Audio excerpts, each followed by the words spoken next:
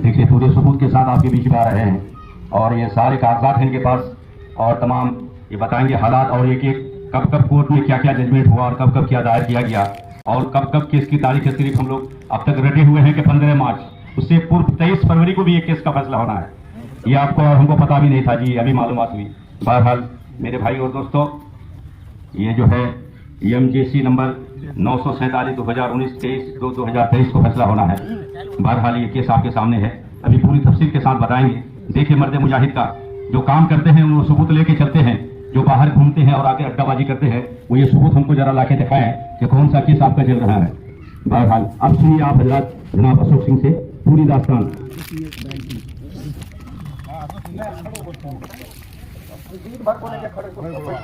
बैठे तो आप गए, हम बैठे तो आप गए, ये बात बैठे गए, हम तब तक नहीं बैठेंगे जब तक कि आप तक नहीं पहुंचेंगे।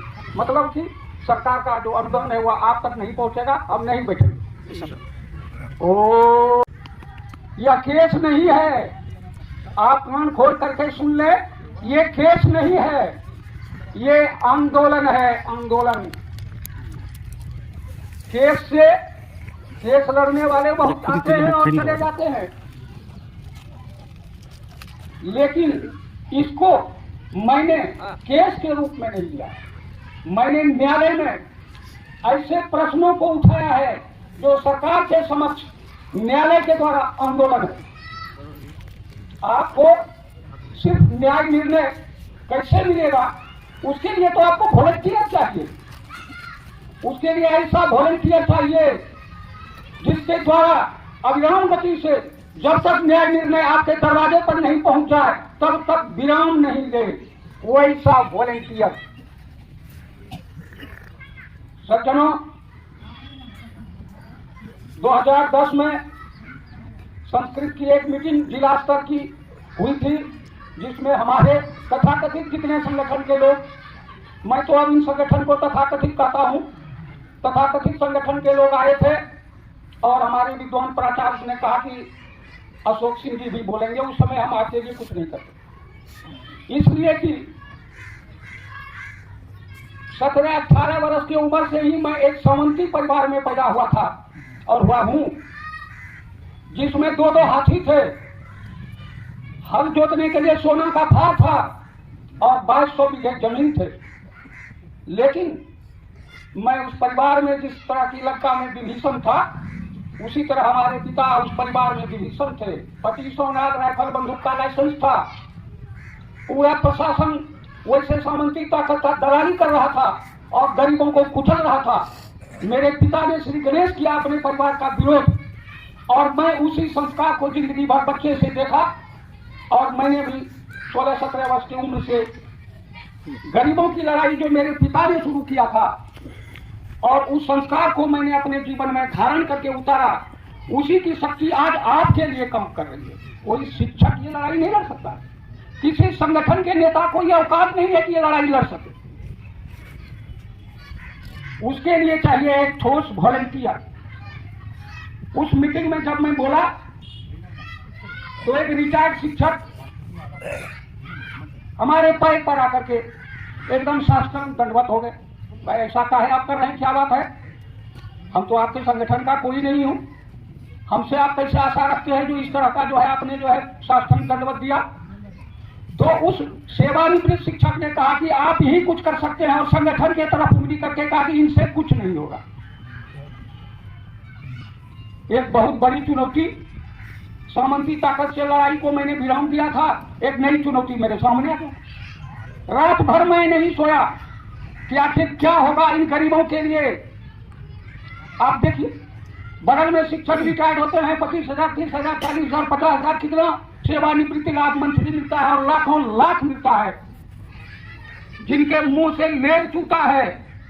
ऐसे लोगों को भी, चूंकि वो सरकारी स्कूल में, वे उस लक्ष्मण रेखा के अंतर्गत हैं। सेवानिवृत्ति का लाभ जो है एक अम्ब्रेला होता है, अम्ब्रेला जैसे वर्षा होती है तो अम्ब्रेला होता है ना, उसी तरह सेवानिवृत्ति लाभ का एक अम्ब्रेला है, उसके नीचे वो शिक्षक है और आप बिना अम्ब्रेला के वृक्ष के नीचे। इस पवित्र भारत भूमि में दो तरह का, जिसको कि कॉन्स्टिट्यूशन आर्बिट्रेशन और डिस्क्रिमिनेशन, कि आपके साथ मनमानी करना और मनमानी के द्वारा आपके साथ भेदभाव करना, इस दो चीज का आप शिकार है। सरकार ने आपके साथ आर्बिट्रेरी एक्शन के माध्यम से मनमानी के द्वारा डिस्क्रिमिनेशन पैदा किया। मैं रात भर नहीं सोया, आखिर इन लोगों के लिए कौन लड़ेगा? ये तो एक आदमी नहीं है जो इन पर सोए हैं, जो इनको लड़के हम दिला दिए। तो हजारों हजार शिक्षक रिटायर करके पैदल घर गए। उनके पास एक साइकिल भी टूटी हुई नहीं थी, और घर में पत्नी ने, बच्चों ने पूछा कि पिताजी आप कहां से रिटायर किए? वो तो बदल में रिटायर किया है, लाखों लाख मिला। आप ऐसे पैदल जो है मनहूस होकर के आए हैं। अब क्या होगा इस परिवार का कल से? घर का जो शिक्षक के मैडम है, जो होम मिनिस्टर है, उसका होम मिनिस्ट्री कैसे चलेगा अर्थ के अभाव में? उनके बच्चों की पढ़ाई, उनके बच्ची की शादी, मकान बनाना और बूढ़े लोगों की दवाई कौन ग्रहण करेगा, कौन धारण करेगा इसको देने के लिए? कोई नहीं, कोई नहीं। आपको जहां रहना है, जहां जाना है, जैसे जीना है, मरना है, आ जाइए। आपको छोड़ दिया गया था एक कटोरा हाथ में देकर के भीख मांगने के लिए कि आप भीख मांगे। जब कोई साधन नहीं है, आप 40 वर्ष तक जो है बच्चों को पढ़ाए, अब आप भीख मांगे। मैंने कहा था औरंगाबाद मदरसा को संबोधित किया था, वहां विद्वान प्रिंसिपल और सारे लोग, सैकड़ों लोग आए थे मदरसा के, और कुछ संस्कृत के शिक्षक थे। वहां पर कम स्कूल है संस्कृत का। कहा इसलिए सरकार ध्यान नहीं देती है कि गरीब बच्चे पढ़ते। मैंने मीडिया को कहा कि मैं जानना चाहता हूं इस मंच के माध्यम से, गरीब बच्चों को पढ़ाना क्या संवैधानिक नहीं है? क्या सारे लोग देहरादून के स्कूल में पढ़ेंगे? क्या सारे लोग जो है अंग्रेजी स्कूल में पढ़ेंगे? क्या पढ़ सकते हैं? आपको याद नहीं होगा, माननीय शिक्षा मंत्री श्री अशोक चौधरी ने अपने समय में कहा था कि मदरसा से कोई IPS नहीं बनता है। मैं जानना चाहता हूं इस मंच के माध्यम से, श्री चौधरी जी, आप IPS हुए क्या? आप क्यों नहीं हुए? एक स्कूल में हजारों बच्चे पढ़ते हैं, इंग्लिश स्कूल में भी क्या सभी IPS और कलेक्टर IAS होते हैं? क्या ये संभव है कि पूरा भारत का आदमी IAS हो जाए, IPS हो जाए और बहुत बड़ा नेता हो जाए? क्या ये संभव है? प्रकृति ने विभिन्नता का विधान किया है, उसकी सारी शक्तियां अलग अलग है। कहीं आम का वृक्ष है, कहीं पीपल का वृक्ष है, कहीं बरगद है, कहीं पशु है, कहीं पक्षी है, कहीं मनुष्य है। ये विभिन्नताएं ईश्वर की गिफ्ट ऑफ गॉड है। Differences is the gift of God. सारे लोग एक तरह के हो नहीं सकते हैं। और ऐसा प्रश्न शिक्षा जगत के लोगों के द्वारा उठाया जाना, मैं अपने माध्यम से कहना चाहता हूं कि शिक्षा विभाग के द्वारा अशिक्षा मत फैलाओ। ये मत समझो कि तुम मंत्री बने हो तो बहुत बड़ा ज्ञानी तुम हो। ये नाटक मत करो। ये सारे लोग मूर्ख नहीं बैठे हुए हैं। इन लोगों ने भी गरीब बच्चों को पढ़ाया है। और कोई भी तालीम, चाहे संस्कृत शिक्षा का तालीम हो, चाहे उर्दू का तालीम हो, चाहे बांग्ला भाषा का तालीम हो, हर भाषा का उद्देश्य है बच्चों को मनुष्य बनाना, बच्चों को जीने की विधा बताना। आप इनकार नहीं कर सकते। कॉन्स्टिट्यूशन मना करती है ऐसा विभेद पैदा करने के लिए, ऐसा आर्बिट्रेरी एक्शन पैदा करने के लिए। तो मैं रात भर नहीं सोया। रात भर सोचा कि अब लगता है कि कमान जो है, ये तीर कमान जो हम रख दिए थे कि थोड़ा रेस्ट का जीवन जिएंगे, लेकिन लगता है कि इन तमाम शिक्षकों के लिए ये तीर कमान फिर जो है धारण करना पड़ेगा। लेकिन सवेरे जगे तो हम सोचे कि भाई ऐसा तीर कमान उठाने में तो बहुत व्यय होगा, घर परिवार में झमेला हो जाएगा, कि आप जो कमाए थे सब इसी में फेंक दिए। कहे हमारा भी होम मिनिस्टर और जो विदेश मंत्री परिवार का है सब में झंझट हो जाए। तू सबको बैठाए क्या करना है? करीब रात भर नहीं सोए, कल जो मीटिंग से आएगी। क्या बात है? कल एक जग होना है, उसमें कुछ आहुति चाहिए, हवन फेंक दो। त्याग नहीं के अमृतत्व मानसु, त्याग के द्वारा ही अमृत तत्व की प्राप्ति होती है। बिना त्याग का कुछ नहीं होता है। कैसा जग है? वो समझती है कि क्या होगा, 1,000 रुपया और 1 मन चावल जग में दे सकते हैं। कहीं वो सब जग नहीं है, तभी कौन जग है? अरे ये जग है, हमारे विद्वान मर रहे हैं। घर में बेटा भी दवाई के लिए पैसा नहीं दे रहा है, कितनों को तो घर रहने के लिए, सिर छुपाने के लिए नहीं है, बहुतों की बेटी और पोती की शादी नहीं हुई है। लेकिन ये लोग बेचारे विद्वान है, विद्वान तो है लेकिन बेचारा लगा हुआ है। इस बेचारे शब्द को हटाना है। ये भारत के लिए कालिक है। भारत की पवित्र भूमि पर किसी को आप बेचारा कह नहीं सकते हैं, बेचारा बना नहीं सकते। आपको बेचारा कहा गया है और आपको बेचारा बनाया गया है।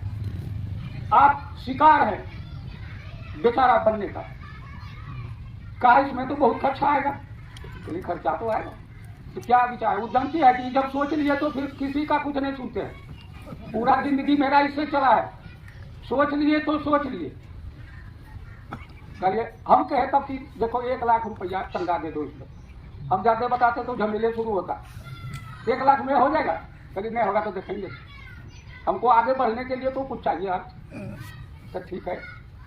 इससे आपको क्या लाभ होगा? तब दूसरा प्रश्न, कल जब हमको लाभ होगा तो सबको लाभ होगा, और जब सबको लाभ होगा तो मुझको भी लाभ होगा। हम तो उसी कड़ी से जुड़े हुए। हमको लाभ होगा तो आपको भी होगा, और जब आपको होगा तो मेरा भी बिल बने, मुझको भी लाभ हो। तब शांत हो गई जब देखा कि नहीं इनको भी लाभ है, इनके चलते दूसरे को भी लाभ है, तो हरज क्या है? क्या है?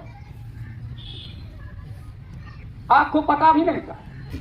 2012 से मैं सारा डॉक्यूमेंट जमा करना शुरू किया। आज आप जाइए जिस कोठरी में मैं सोता हूँ उस चौकी पर आधा चौकी खाली कागज रखा हुआ है। Research centre for the learning teachers of Madrasa and Sanskrit, research centre वहां पर खोला गया। सारे डॉक्यूमेंट्स ऊपर किए गए, बहुत सारे किताब खरीदे गए, उससे कट करके जो है चिट्ठियां सब निकाली गई। और 14 ईस्वी में मैंने सबसे पहला केस 14 ईस्वी में किया।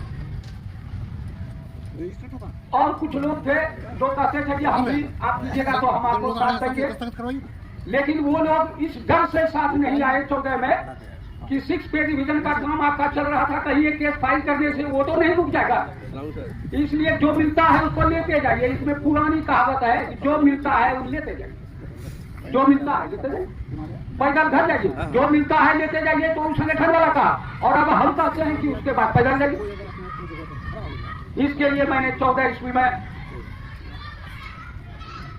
CWJC फाइल किया, और पूरा अध्ययन के बाद कि केस क्या होना चाहिए। Root of justice, path of justice तब होता है जबकि पाथ ऑफ डिमांड आप निश्चित करते हैं कि आपका डिमांड का रास्ता क्या है। हमारा स्वभाव है कि हम सिस्टमेटिक ढंग से कोई काम करते हैं। कोई बहानाबाजी लेकर के कि कुछ इधर ढेला फेंक दिए और कुछ उधर ढेला फेंक दिए, और जो है चिल्ला रहे हैं कि चंदा दो चंदा दो चंदा दो, वो सब काम हम नहीं करते। वो सब काम हमारे संस्कार से खेल नहीं सकता। हम भूखे रहेंगे, हम इस वृक्ष की छाया में रात में सोएंगे, लेकिन कहीं कटोरा लेकर के सिर झुकाने हम गलत बात के लिए नहीं जाएंगे। इसके लिए हम आपको आश्वस्त करते हैं, और नहीं गए। आपका जो है डिमांड का जो है पाथ रास्ता क्या हुआ, तो 81 में सरकार ने आपको सरकारी कर्मी की तरह पे स्केल और महंगाई भत्ता देने के लिए कैबिनेट किया था। आप पूछिए इस संगठन वाले से, तो उस कैबिनेट डिसीजन का कोई ज्ञान है? जिंदगी भर तो चंदा लिए। 1980 का क्या कैबिनेट डिसीजन है, जरा सा सुनिए।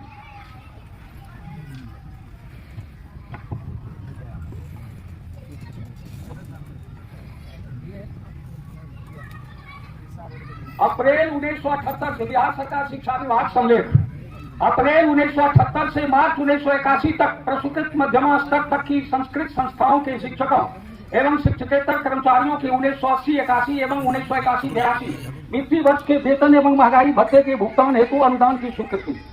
आरक्षीय संस्कृत संस्थाओं एवं मदरसों में काम करने वाले शिक्षकों एवं शिक्षकेतर कर्मचारियों के वेतन एवं महंगाई भत्ते के भुगतान के संबंध में मंत्रिपरिषद की दिनांक 12/12/1980 first cabinet decision in support of Sanskrit and madrasa. 12/12/1980।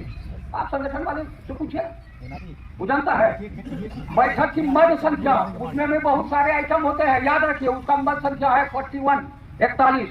क्या कहता है इसको देखिए को, इन संस्थाओं के शिक्षकों एवं शिक्षकेतर कर्मचारियों का वेतन सरकारी संस्थाओं के समकक्ष शिक्षकों एवं शिक्षकेतर कर्मचारियों के समान दिया जाएगा।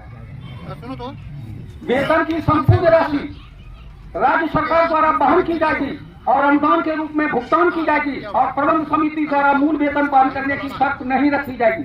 पहले कमेटी मूल वेतन आपको देती थी, उसको खत्म कर दिया। आप टोटली अंडरटेक, इसको कहते हैं कि government has undertake the responsibility to payment to the teachers of मदरसा स्कूल। ये अंडरटेकिंग है, ये कोई मजाक नहीं है। न्यायालय जाना और न्यायालय से डिमांड करना पड़ जा सकता है, लेकिन विधिवत सिस्टमेटिक सरकार की घोषणा को लेकर के जाना अलग बात है। अभी बताएंगे कि घोषणा शब्द क्यों बोलते हैं। इन संस्थाओं के शिक्षकों एवं शिक्षकेतर कर्मचारियों को सरकारी कर्मचारियों की तरह केंद्रीय दर पर महंगाई भत्ता दी जाएगी। कौन महंगाई भत्ता? तो कहा कि केंद्रीय दर पर, जो सिर्फ और सिर्फ एडेड माइनॉरिटीज को दिया जाता था और नॉन माइनॉरिटीज को। लेकिन 12/12/1980 के आइटम नंबर 41 में गवर्नमेंट ने अंडरटेक किया कि पे स्केल तो आपको सरकारी कर्मी की तरह दी ही जाएगी, लेकिन जो केंद्रीय वेतनमान है वह भी आपको दिया जाएगा। कोई भेदभाव इतना दूर तक में कुछ नहीं। पे स्केल का मतलब होता है, पे स्केल में इंक्रीमेंट छिपा हुआ है। अभी लोगों को विश्वास नहीं है। इंक्रीमेंट को रोकना जो है बहुत बड़ा दंड है एजुकेशन कोड में। कोई सरकार या कमिटी किसी का जो है ये इसको रोक नहीं सकता है इंक्रीमेंट को, और आपको विधिवत रोक दिया। From the ordinance of the state government has been stopped, एकदम संकल्प के द्वारा। कोई भय नहीं कि ये जुडिक्शन ऑफ द गवर्नमेंट है या नहीं। चलते चलते हम बताना चाहते हैं कि जब ज्योति शरण के बेंच में, ये डिवीजन बेंच में, जो सीनियर डिवीजन बेंच में चल रहा था, तो ज्योति शरण साहब ने पूछा, आप लोग दर्शक जिला में थे, एडिशनल एडवोकेट जनरल को, जरा बताइए तो पे रिवाइज कौन करता है? एडिशनल एडवोकेट जनरल ने कहा कि पे रिवीजन कमिटी का। ये संस्कृत मदरसा का पे रिवीजन आप कैसे किया है? सरकार ने कैसे किया है?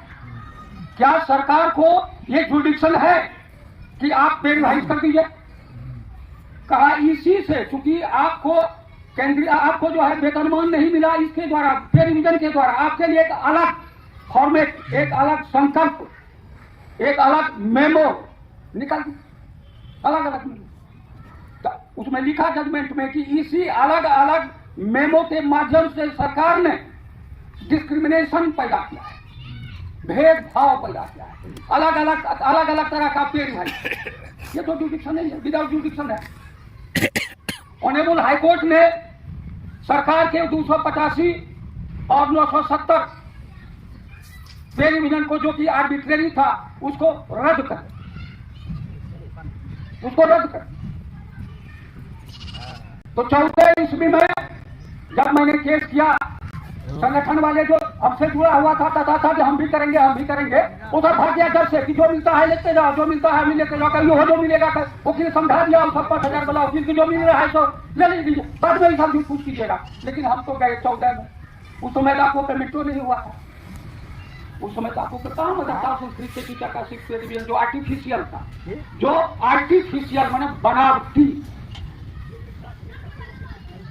आर्टिफिशियल, दोनों आर्टिफिशियल है। आप मत बोलिए, पहले सुनिए। आर्टिफिशियल दोनों पे रिवीजन था, 285 और जो है 970, ये दोनों आर्टिफिशियल था। आर्टिफिशियल पे रिवीजन आपको दे दिया, और जो मिलता है लेते जाइए, जो मिलता है लेते जाइए। उस 15 ईस्वी में इन लोगों का नींद खुला। देवघर में एक मीटिंग थी संस्कृत शिक्षकों का, उसमें संभवतः आप थे कभी नहीं थे। 3 को धर्मशाला जो है बुक था सभी टीचर से पूरे बिहार के। अब तो कभी संस्कृत शिक्षा बोर्ड में दलाली के लिए कभी गए थे, हमको तो बहुत कम आदमी चिंता था, टोपी जल्द में जाते थे, इसीलिए थोड़ा बहुत आदमी चिंता था, और चिंता था तो अच्छी तरह से पता था ये आदमी क्या है। हमको बुलाया गया, जिसका बैजनाथ झा नाम आप सुनते हैं, बैजनाथ झा क्या है उस पूरा कहानी सुनिए। ऐसा का आप कहाँ है, नहीं आए इसमें, चलिए हम तो नहीं जा सकेंगे, मेरी गाय जो है अब तक में है भी आने वाली करके। तो फिर इस मीटिंग का यहाँ बुलाने का लाभ क्या है?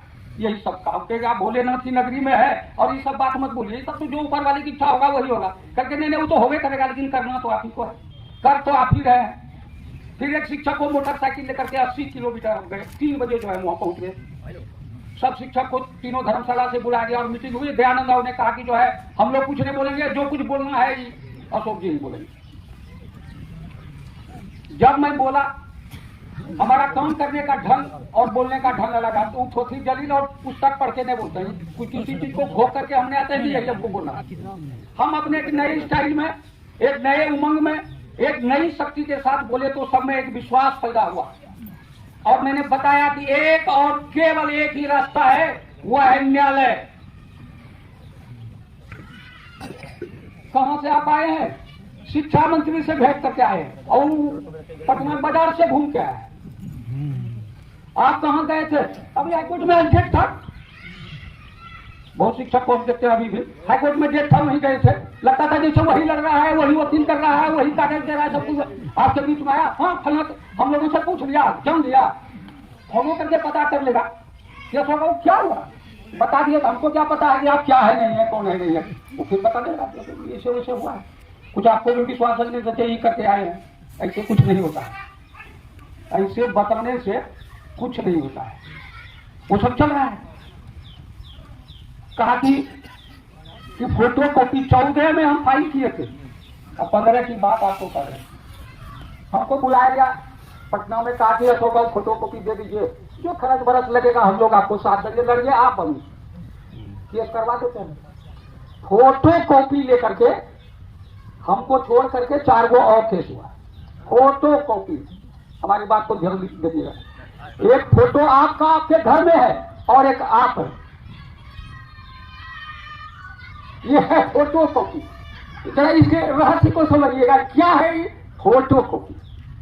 क्या बात, इतना सरदार तो सीखते हैं, बड़ा बड़ा वकील का नाम देखते हैं और फोटो कॉपी हमको मांगते हैं। लेकिन केस क्या किए हैं, दूसरे तरह का हो जाएगा तो गलती हो जाएगा, एक ही तरह का होना चाहिए। वो फोटो कॉपी ले लिया, 5,000 में वकील सत्ता मिलता था, हमको वकालत नंबर दे। अशोक लड़वे करते हैं, ये जो कागज जमा करेंगे सो फोटो आपको भी देंगे। राजेंद्र मेनन साहब चीफ जस्टिस जब पटना हाईकोर्ट में आए तो पटना हाईकोर्ट में सुनवाई की गति द्रुत गति से होने लगी और किसी भी बड़े केस को 5 मिनट से ज्यादा नहीं सुनते थे और दिन भर में 100-150 केस सुनते थे। पटना हाईकोर्ट का इतिहास बदल गया। आपका केस 80, 81, 82, 83 पर रहता था और जब देखते थे कि 40 तक जो है सुनवाई हो गई, तब दर्शक दीर्घा में घुसते थे तो 10 मिनट के बाद देखते हैं कि केस हमारा 80 नंबर वाला गया। अरे न्याय की प्रक्रिया, आपका भाग्योदय हुआ, आपके भाग्य ने साथ दिया कि ऐसे न्यायविद, ऐसे न्यायकर्ता पटना उच्च न्यायालय के चीफ जस्टिस के पद को सुशोभित कर रहे थे। मैं 10 दिन से जो है पटना हाईकोर्ट में था, केस नंबर पर नहीं आया, लेकिन मेनन साहब आ गए थे। 10 दिन में खुशबू आने लगी। जज साहब बहुत अच्छे हैं, बहुत तेजी से न्याय भी करते हैं और जो वास्तविक न्याय होना चाहिए वो करते हैं। हम घर चले आए, 10 दिन से थे पटना में, महीना रहे हैं, महीना पटना में रहे हैं। ऐसे केस कुछ नहीं होता है कि पटना ट्रेन से चले गए और दूसरे ट्रेन से लौट करके आए कि हम लड़ रहे हैं, ऐसे केस नहीं चलता है। और ये केस जिसमें डिमांड क्या है अभी आपको बताएंगे पूरा, क्या का डिमांड क्या है। वकील साहब ने हमको SMS किया जो हम घर पहुंचे दूसरे दिन कि आपका केस कल है, आपका केस कल सुनवाई पर है। हम कहे कि कल तो नहीं पहुंच सकेंगे, यदि हमको बहस करना होगा तो आप रुके रहिएगा, यानी आपको बहस करना है तो आप बात कीजिए। नहीं आपसे डर लगता है, आपके सामने बहस करते चले जाए, उस डरने कोई बात नहीं है, आप बहस कीजिए। शाम में हम पहुंचे, बहस समाप्त हो चुकी थी, डेरा पर गए। वकील साहब बहुत प्रसन्न मुद्रा में थे। उन्होंने कहा कि अशोक बाबू आप जो है सर्टिफाइड कॉपी ले लीजिए, 75% डिसीजन आपका जो है फेवर में आ चुका है। 25 के लिए सरकार से क्वेश्चन पूछा गया है। Simple question has been asked by the learned division bench of Patna high court. क्या क्वेश्चन साधारण पूछा गया कि क्या आपने माइनॉरिटी के उस केस को जो है भुगतान कर दिए, इंप्लीमेंट कर दिए, उसको हाँ या न में जवाब देना था। सिर्फ इतना के लिए टाइम दिया। सरकार न तो हाँ कहती थी और न कहती थी। 1.5 वर्ष बीत गया उस हाँ और न के बीच में, डोल ड्रम में, कि सरकार आखिर कहे तो क्या कहे। अब ये जो है विचित्र अवस्था सरकार की हो गई। उस बीच में 3 काउंटर एफिडेविट गवर्नमेंट का दिया। ये लोग जो फोटो स्टेट वाले थे, इनको पूछिए कि उस काउंटर का कब आप विरोध किए। not a single supplementary has been filed by the other petitioners against the state of Bihar. किसी ने कुछ नहीं, ऐसे आए बैठे हैं जैसे कि कोई पागल खाना हो। आपको कुछ कहना है तो कहिए, तो कहेगा कैसे? अशोक सिंह फोटो स्टेट देगा तब न। यहाँ फोटो स्टेट का जो है कारखाना बंद हो गया, फोटो स्टेट खत्म। क्या जवाब दीजिएगा? लड़ते हैं तो जवाब दीजिए, लड़ते हैं तो जवाब दीजिए, नहीं लड़ते हैं तो झूठ मत कहिए जावेद साहब को जाकर के कि हम लड़ते हैं, हम पिटिशनर है। पिटिशनर है लेकिन फोटो स्टेट है। हाँ पिटिशनर है, हम ये नहीं कर सकते पिटिशनर नहीं है, लेकिन कोर्ट कहती है कि काउंटर एफिडेविट का जो ऑब्जेक्शन हुआ है विस्तार से, वह एलपी 1851/2015 में अशोक कुमार सिंह के द्वारा हुआ है, जिसको कि सरकार ने सेटिस्फाइड करने का कोई प्रयास नहीं किया। और जजमेंट में लिखा हुआ, पढ़िए, कहिए तो पढ़ नहीं निकाल सकते, जजमेंट में लिखा हुआ। गवर्नमेंट हैज नॉट बोथर्ड शब्द लिखा है to satisfy the petitioner of LPA number 1851 of 50, judgment में लिखा। अब आप पूछेंगे कि नाम आपका क्यों लड़ने गए आप 14 में, नाम चला गया बैजनाथ झा का आगे कैसे? सब शंका को दूर करना मेरा, क्योंकि हम लड़ते हैं इसलिए लाजमी है कि हम आपकी शंका को दूर करें। जब मैंने 14 में फाइल किया और 15 में जब फाइल किया तो एक पॉलिसी डिसाइड करता है चीफ जस्टिस की कौन केस पहले सुना जाए, बैक वाला कि अभी वर्तमान वाला। तो उस समय डिसाइड हुआ कि जो वर्तमान का केस है पहले उसको सुना जाए, तो बैजनाथ झा वाला लिस्टेड हो गया। अब बैजनाथ झा का वकील सोचा कि इसमें ही ऐसा करा जाए, हम क्या बात करेंगे, तो अशोक कुमार सिंह का भी नाम उसने दे दिया कि इससे संबंधित और केस है, तो हमारा हो गया पीछे बैजनाथ झा। सच्चाई जो है, फिर मेरे लॉयर को कहा, इसलिए कहा कि हमारा लॉयर सीनियर था, तो बहस तो यही करेंगे, हम तो नहीं कर सकते कि बैजनाथ झा को नाम भले है।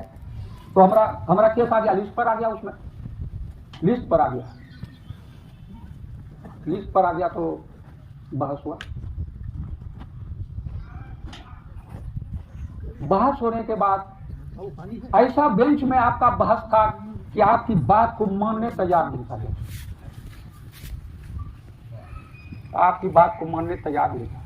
लेकिन मेरा कहना एक ही था कि कोई भी न्यायालय मेरे केस को खारिज कर दे, उससे हमको कोई, हमारे सेहत पर कोई बुरा असर नहीं पड़ता है, लेकिन मेरी बात को तो लिख दे, मेरी बात लिख दे और इसको खारिज कर दे, मुझे आगे लड़ेंगे।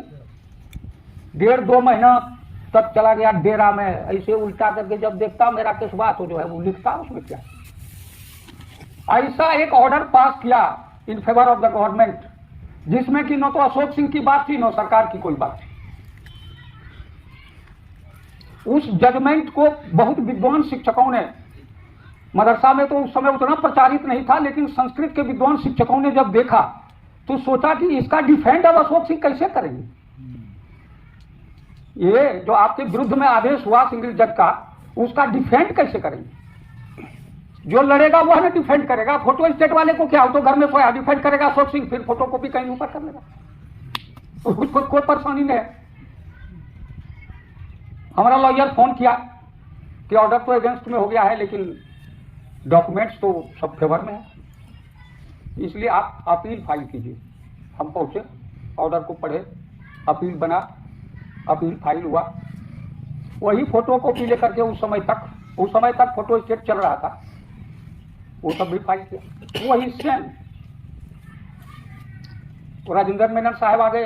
राजेंद्र मेनन साहब ने आपको बताया कि जो है आपके पक्ष में, वहां से ही आपका खाता खुला है, आपका खाता वहीं से राजेंद्र मेनन साहब ने आपका खाता, जो कि 100% जस्टिफाइड, और जो ऑर्डर है उसके गवर्नमेंट के का जो इम्प्लीमेंटेशन या ये policy decision of the government है उस पर आधारित। आपके पक्ष में पूछा, प्रश्न पूछा, संजोग क्या हुआ? संजोग हुआ कि हमारा लॉयर पटना हाईकोर्ट के जज में नियुक्ति हो गई, हमारे लॉयर की नियुक्ति जज में हो गई। 6 महीना तक मेनन साहब के साथ उपाध्याय जी थे। लास्ट में एक दिन जब बहस हो रहा था तो सरकार ने प्रार्थना किया माननीय मुख्य न्यायाधीश श्री राजेंद्र मेनन जी से कि हमको बहस करना है इसमें, जावेद साहब, इसमें बहस करना है, एडिशनल एडवोकेट जनरल ने कहा हमको समय चाहिए। कहा क्या इसमें बहस करना है, क्या इसमें आप बहस कीजिएगा, इसको तो हम सुन लिया है। वो जज एक बार सुनते थे 5 मिनट हो गया काम खत्म, इसमें तो हम सुन लिया है।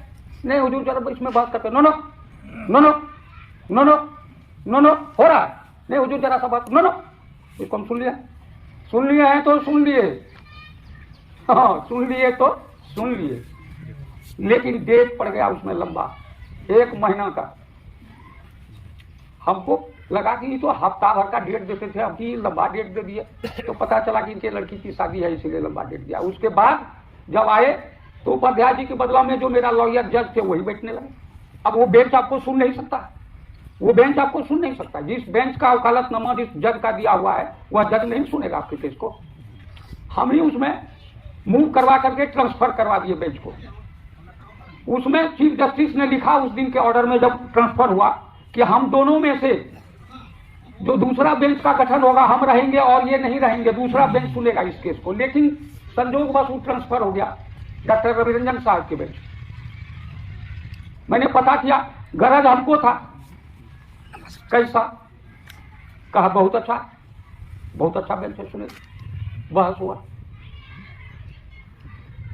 रविरंजन साहब ने 50,000 रुपया जुर्माना की बात कोर्ट में किया कि आप मजाक समझते हैं, हाईकोर्ट के आदेश का आज तक इंप्लीमेंट नहीं किया है, कितना बार आपको समय दिया गया, फिर भी आप जो है नहीं हुजूर गलती हो गया, नहीं हुजूर गलती हो गया, तो 10,000 रुपया हमारे केस में दिया, केस नंबर तो सब है, उसमें नहीं दिया। सरकार जानती है कि कौन लड़ता है, उसको मालूम, सरकार को पता, आपको भले पता नहीं था और नहीं है, लेकिन सरकार को पता है, इसलिए कि उसमें प्रोटेस्ट पिटीशन जाता है। कौन प्रोटेस्ट करता है, जिसमें प्रोटेस्ट है ही नहीं, एक वही फोटो स्टेट ले करके और कोर्ट में दे दिए, हर दिन डेट पर इतना ही कागज जाएगा।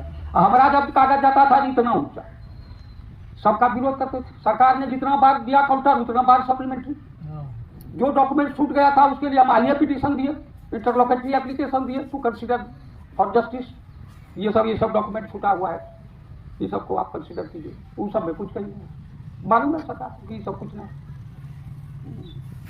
अब जवाहर झा, क्योंकि आप नाम सुनते हैं, इसका संदेह दूर होना जरूरी है।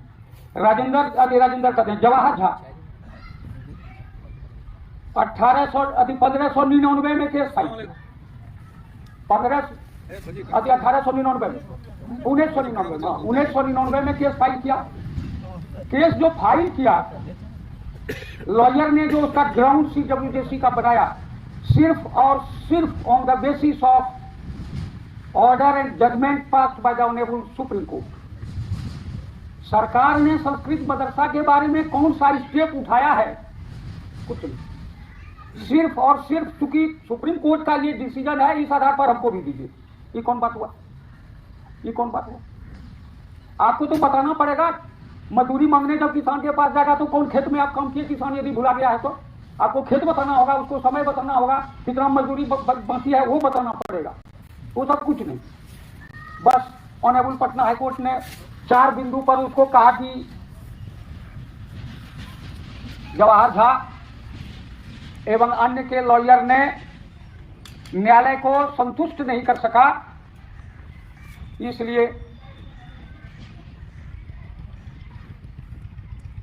उसी समय में एट द सेम टाइम न्यायालय का एक माइनॉरिटी का डिसीजन आया हुआ था 11 में।